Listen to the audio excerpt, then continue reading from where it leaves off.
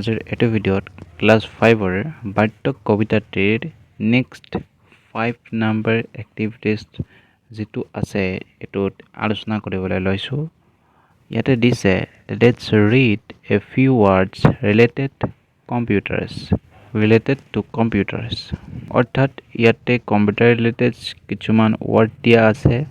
এই ৱৰ্ডখিনি তাৰমানে কম্পিউটাৰ সৈতে জড়িত কিছুমান শব্দ দিয়া হৈছে। এই শব্দখিনি কি দিয়া হৈছে চাওঁ আহাচোন। ইয়াতে দিয়া হৈছে কম্পিউটাৰ্ছ, এইটো এটা যিটো বাবলছ দিয়া হৈছে এইটো মাজতে কম্পিউটাৰ্ছটো দিয়া হৈছে।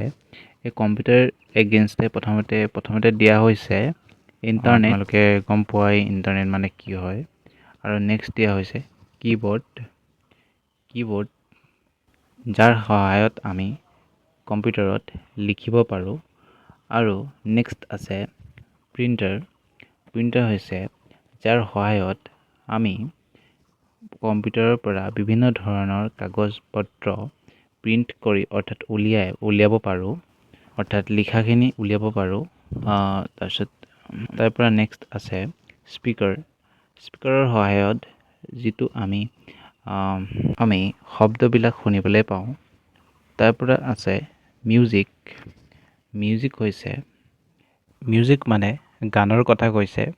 আৰু ইয়াতে গেমছ আছে, গেমছ মানে বিভিন্ন ধৰণৰ খেলসমূহ। তাৰ পৰা হৈছে মাউছ, তাৰ পৰা টাইপিং, তাৰপিছত আছে ইমেইল। এইখিনিয়ে দিয়া হৈছে কম্পিউটাৰ ৰিলেটেড কিছুমান ৱৰ্ডছ, এইখিনিকে দিয়া হৈছে ইয়াতে।